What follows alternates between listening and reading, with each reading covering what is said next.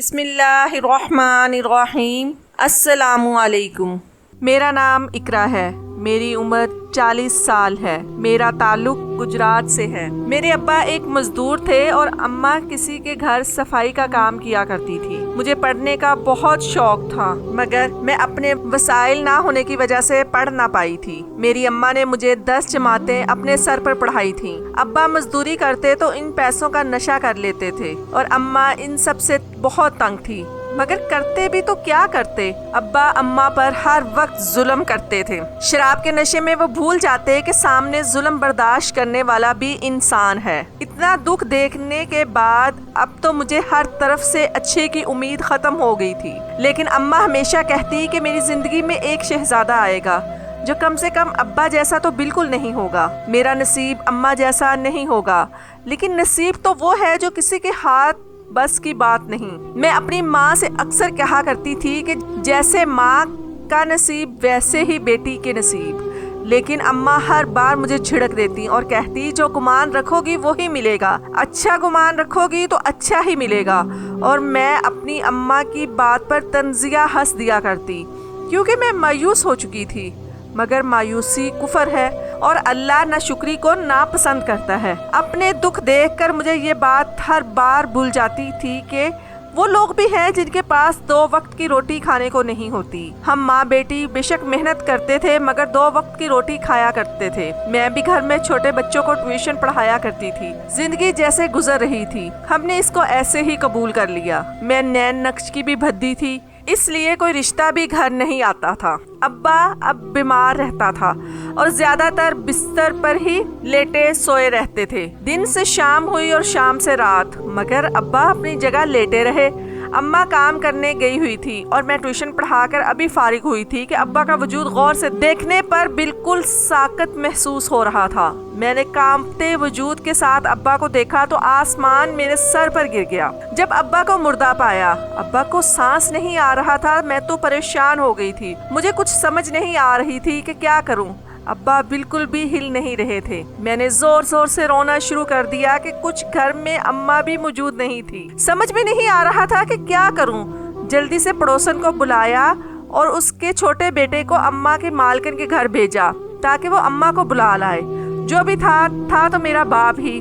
اماں گھر آئی تو میں ان کے سینے سے لگی پھوٹ پھوٹ کر رو دی۔ گھر میں قہرام مچ گیا تھا۔ ابا کا جنازہ اٹھا تو میں اور اماں ایک دوسرے سے گلے لگے پھوٹ پھوٹ کر رو دیے۔ کچھ عورتیں تو دکھ کا اظہار کر رہی تھی تو کچھ اماں کو تسلی دے رہی تھی۔ یہ کہہ کر سر سے بوجھ تو اترا۔ میں حیران تھی لوگوں کی شفافیت پر، لوگ کس قدر پتھر دل ہوتے ہیں۔ مجھے اس بات کا علم نہیں تھا۔ ابا کے بعد گھر میں خاموشی چھا گئی تھی۔ ابا جیسے بھی تھے، ان کے دم سے گھر میں رونق تھی۔ اب جب اماں کام پر جاتی تو مجھے گھر میں تنہائی سے ڈر لگتا، گھبراہٹ محسوس ہوتی۔ اب تو اماں بھی پریشان رہنے لگی تھی۔ وہ بھی چاہتی تھی کہ میری جلد سے جلد شادی ہو جائے۔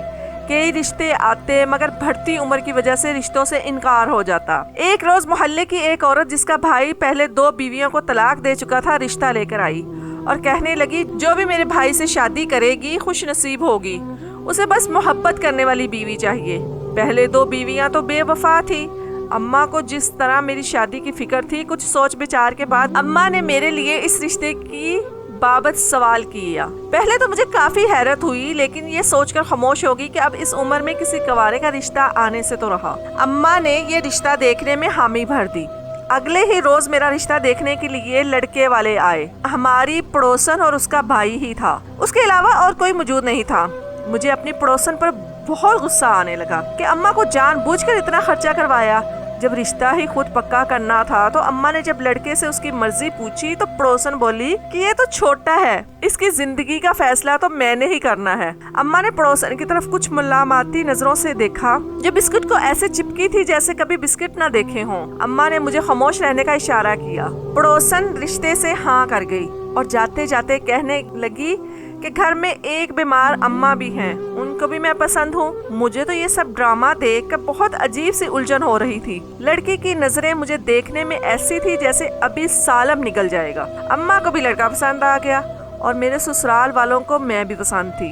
رشتہ طے ہوا تو پڑوسن کے بھائی نے جہیز لینے سے انکار کر دیا۔ وہ لوگ کافی امیر تھے۔ مجھے اس بات کی حیرت ہوتی کہ آخر ان کو ایک غریب گھرانے کی لڑکی ہی کیوں چاہیے۔ اماں نے یہ بات کہہ کر میری بات کو نظر انداز کر دیا کہ شاید اس کی 2 شادیاں ہو چکی ہیں، اسی لیے تمہیں پسند کیا ہے۔ نکاح ہوا تو مجھے میرا شوہر اپنے ساتھ عالیشان گاڑی میں بٹھا کر لے گیا۔ پورے راستے میرا شوہر نے میرا ہاتھ نہیں چھوڑا، جیسے میں وہاں سے بھاگ جاؤں گی۔ مجھے اپنے شوہر کی حرکتیں بہت عجیب لگ رہی تھیں اور مجھے اپنے شوہر سے خوف بھی محسوس ہو رہا تھا۔ گھر پہنچتے ہی تھکاوٹ کی وجہ سے سب اپنے اپنے کمروں میں چلے گئے اور مجھے بھی اپنے شوہر کے کمرے میں پہنچا دیا گیا۔ شادی کے پہلے روز ہی میری حیرت کی انتہا نہ رہی جب میرا شوہر کمرے کے تمام دروازے کھڑکیاں اچھے سے بند کرنے لگا۔ کمرے میں موجود دروازے اور کھڑکیوں کو بھی نہ جانے کتنے کتنے تالے لگے ہوئے تھے۔ یہ سب میرے لیے بہت عجیب تھا، لیکن پہلا دن ہونے کی وجہ سے میں خاموش رہی۔ اگلی صبح جب میں اٹھنے لگی تو میرا وجود کانپ گیا جب خود کو رسیوں میں بے دردی سے بندھے ہوئے پایا۔ میں نے خود کو بہت بار کھولنے کی کوشش کی مگر ناکام رہی۔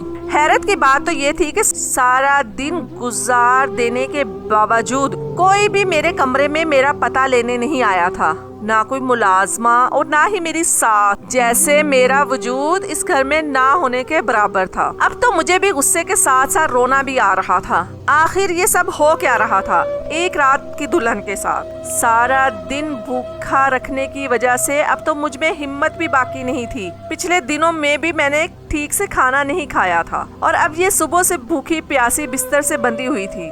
شام کے وقت جب میرا شوہر گھر آیا تو ہاتھ میں کھانے کی پلیٹ کے ساتھ آیا۔ میرے شوہر نے مجھے بستر سے کھولا تو میں جلدی سے اٹھ بیٹھی اور زور زور سے اپنے شوہر کے آگے چلانے لگی کہ مجھے کیوں باندھ کر گئے تھے، لیکن میرا شوہر میری چیخو پکار کو ایسے نظر انداز کر رہا تھا جیسے میں وہاں موجود ہی نہیں ہوں، اور یہ سلسلہ چلنا شروع ہو گیا کبھی نہ ختم ہونے کے لیے۔ میرا شوہر شادی کے بعد روز مجھے بستر سے باندھ دیتا اور دفتر سے واپس آ کر کھولتا۔ ایک روز میری ساس میرے کمرے میں نہ جانے کہاں سے چلی آئی تھی۔ مجھے دیکھ کر اس کو کسی قسم کی حیرانگی نہ ہوئی، جیسے وہ سب جانتی تھی کہ میرے ساتھ کیا ہو رہا ہے۔ مجھے اپنی ساس کی چلاکیوں پر بھی غصہ آنے لگا۔ میں نے پھر بھی ساس کو بتایا کہ اس کی 4 باتیں سنائیں تو کہنے لگی یہ ذہنی مریض ہے، اس کی پہلی بیوی بھی گھر سے بھاگ گئی تھی، اس لیے تمہیں باندھ دیتا ہے تاکہ تم بھاگ نہ جاؤ۔ ساس کی بات پر میری آنکھیں حیرت سے کھل گئیں۔ اپنی ساس کی دیدہ دلیری پر تو مجھے حیرت کا شدید جھٹکا لگا تھا۔ تبھی میں نے اپنی ساس کو سنایا کہ اس کی پہلی بیوی گھر چھوڑ کر گئی تھی یا اسے بھی میری طرح ہی بھوکا رکھ رکھ کر مارا ہے۔ میری ساس نے میری طرف غصے سے دیکھا لیکن بولی کچھ نہیں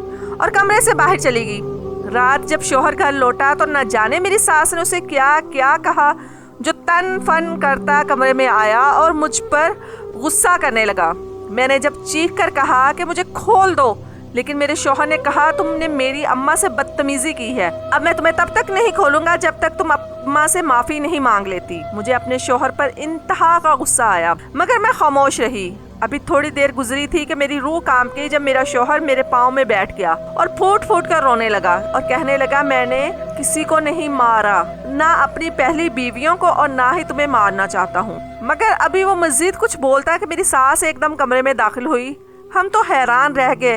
میں اپنے شوہر کی وجہ سے پہلے ہی چونکی ہوئی تھی، اس پر میری ساس کا ایک دم کمرے میں آنا مجھے پریشان کر گیا۔ میں تو بکھلا کر رہ گئی۔ ساس نے اندر آتے ہی میرے شوہر کے کندھے پر ہاتھ رکھا۔ اپنی ساس کی اس حرکت پر میرے پیروں تلے زمین نکل گئی۔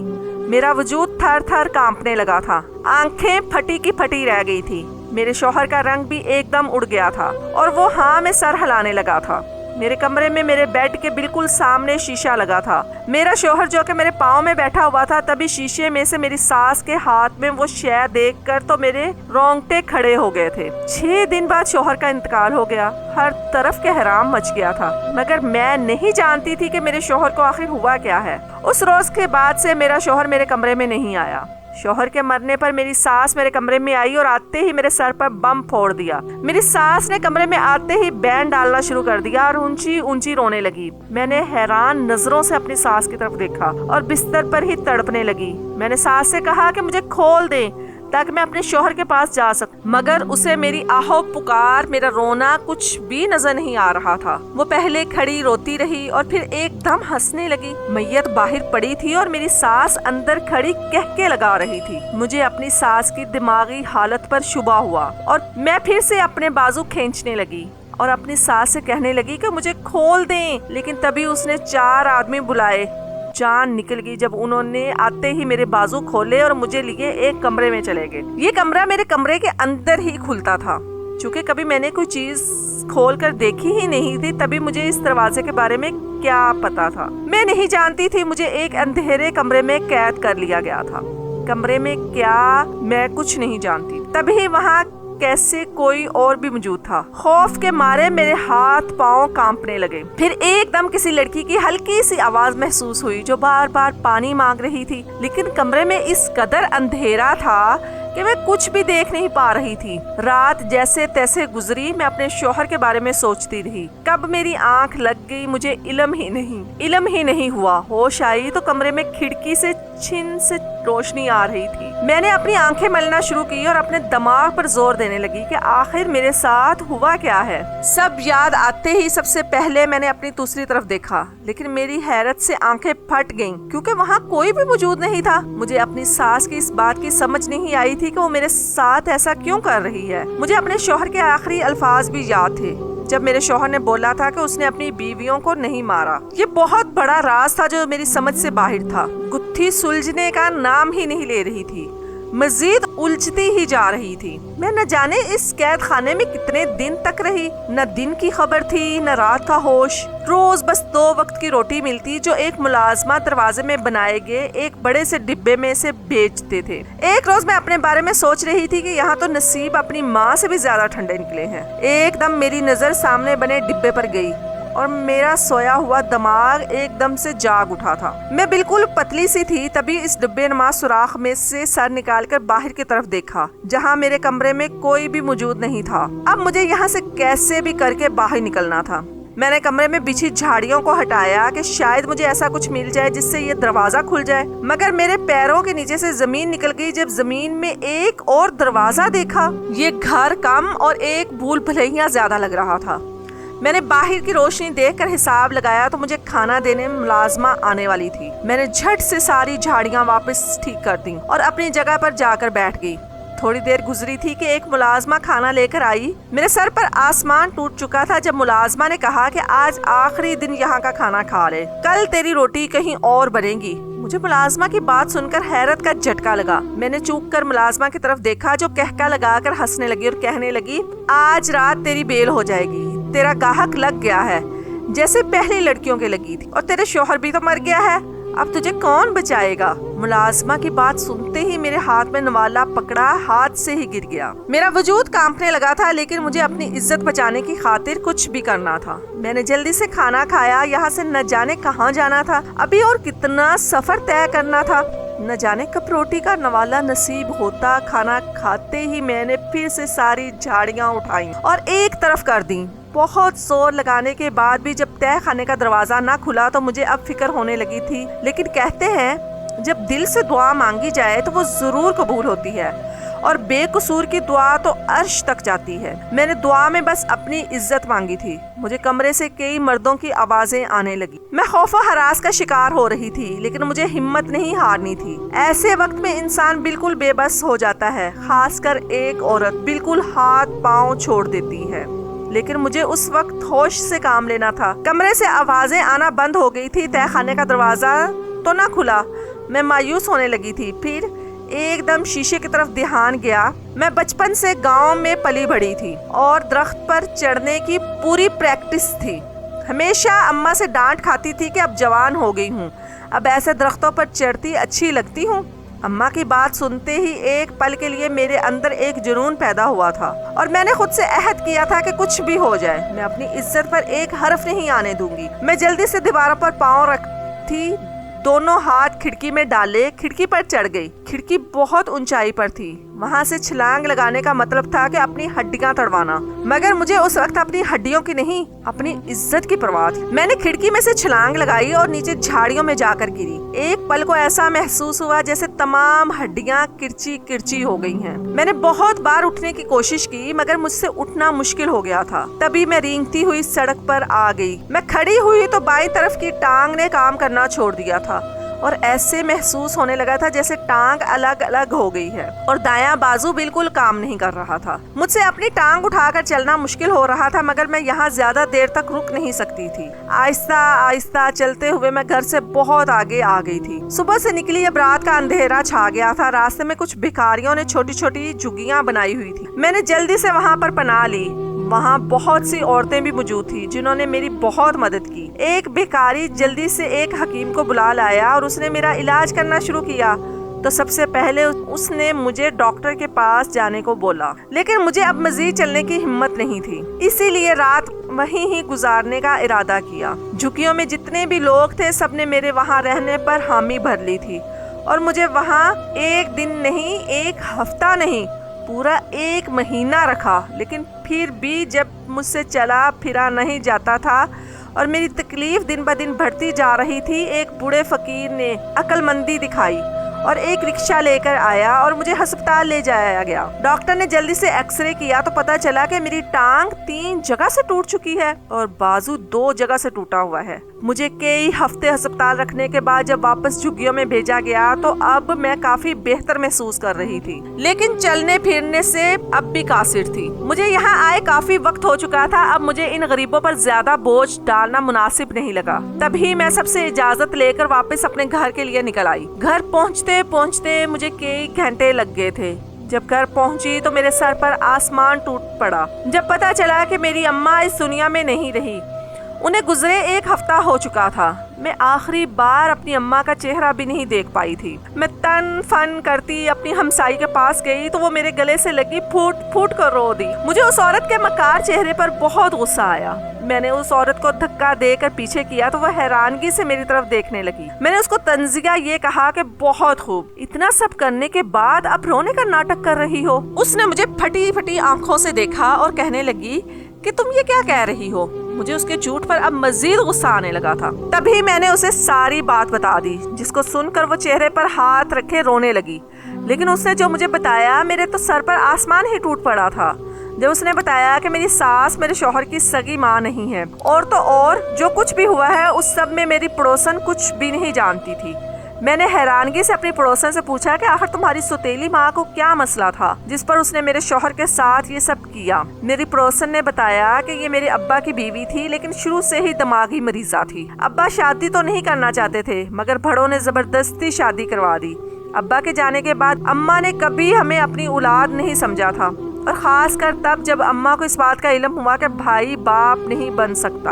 اماں ہر پل بھائی سے نفرت کرتی تھی۔ اس کی جس جگہ پہلے شادی کی وہ لڑکی بہت خوبصورت تھی۔ اماں ایک منہ بولا بھائی جس نے اماں کو اس گھٹیا کام پر لگایا تھا، اماں نے اس کی پہلی بیوی کو نہ جانے کتنے لاکھوں میں بیچ دیا تھا اور الزام میرے بھائی پر لگا دیا کہ وہ اپنی بیویوں کو طلاق دے دیتا ہے کیونکہ وہ اسے چھوڑ کر بھاگ جاتی ہیں۔ جس وقت دوسری بیوی کے ساتھ یہ سب ہوا تو بھائی سب جان گئے، لیکن اماں نے بھائی کو یہ دھمکی دی کہ اگر اس نے یہ کسی کو بات بتائی تو اماں اسے پورے جہان میں بدنام کر دے گی۔ پھر ایک روز میری نظر تم پر پڑی۔